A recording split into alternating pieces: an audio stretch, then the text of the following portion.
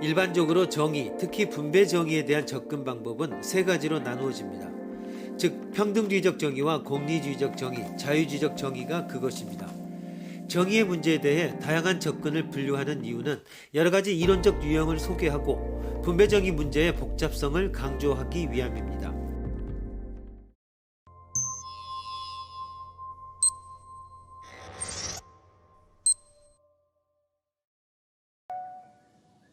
다음은 공리주의적 분배 방안이다. 이를 토대로 자녀가 여럿 있을 경우 누가 부모를 모셔야 하는가에 대한 공리주의적 방안을 궁리해 보시오. 케이크 자르기는 다음과 같은 절차로 이루어진 모델이다. 먼저 두 사람이 케이크를 나누는 경우이다. 먼저 한 사람이 케이크를 자르고 이어서 다른 사람이 자기 몫을 선택하도록 하는 것이다. 이때 첫 번째 사람은 자기가 원하는 방식으로 케이크를 자름으로써 자신이 원하는 바를 반영할 수 있다.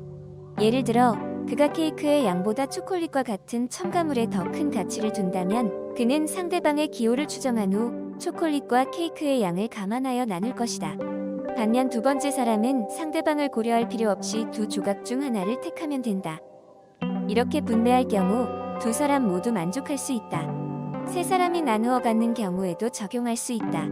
첫 번째 사람은 먼저 두 사람이 나눌 때와 마찬가지로 케이크를 마음대로 나눈다. 물론 세 조각이 만들어지도록 해야 한다. 이어서 두 번째 사람은 자신이 원하는 방식으로 초콜릿이나 여타의 첨가물을 이미 나누어진 케이크 조각 위에 배분한다. 그런 후에 마지막으로 세 번째 사람이 먼저 케이크 조각을 선택한다.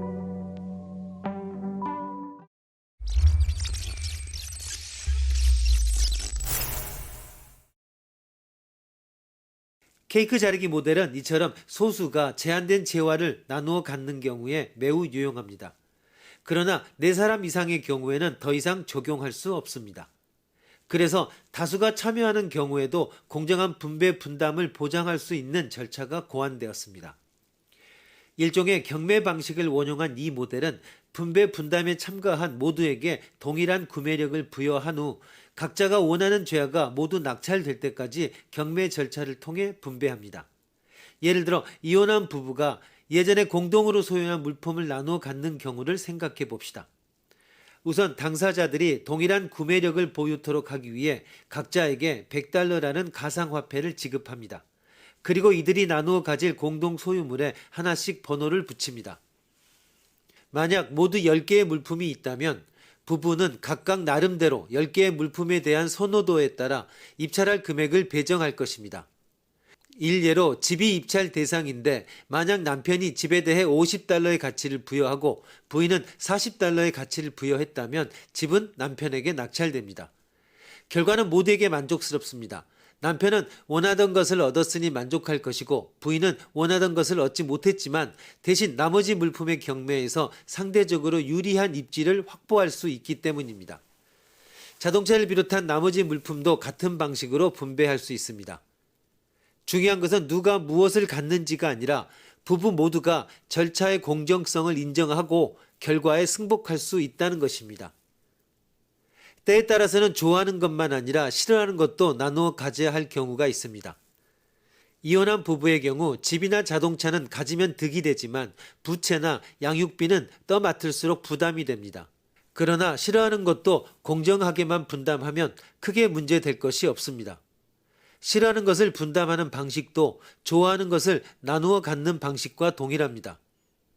가장 싫어하는 일에 가장 적은 가치를, 상대적으로 덜 싫어하는 일에는 더 큰 가치를 부여하게 하는 것입니다.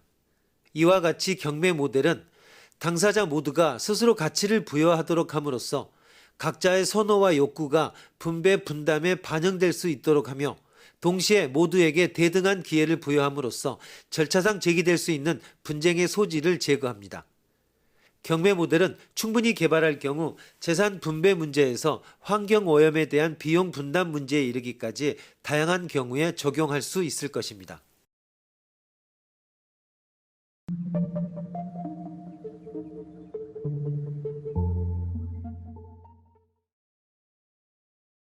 공리주의는 어떤 주어진 상황 하에서 객관적으로 옳은 행동은 전체적으로 최대의 행복을 생산해내는 것, 즉 그 행동에 의해 영향을 받는 모든 자의 행복을 고려하여 최대의 행복을 가져오는 것입니다.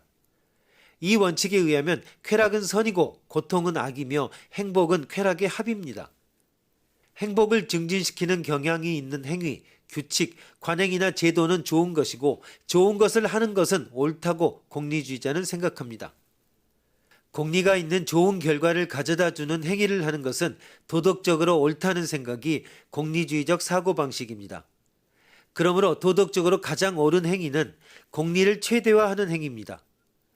인간은 일상생활에서 행위의 옳고 그름을 판단하는 데 공리주의적 사고를 실제 활용하기 마련입니다. 그렇기 때문에 개인의 생활뿐만 아니라 집단의 행위, 나아가서는 국가의 정책을 결정하는 데 고려하지 않으면 안 되는 도덕률의 하나가 공리주의입니다.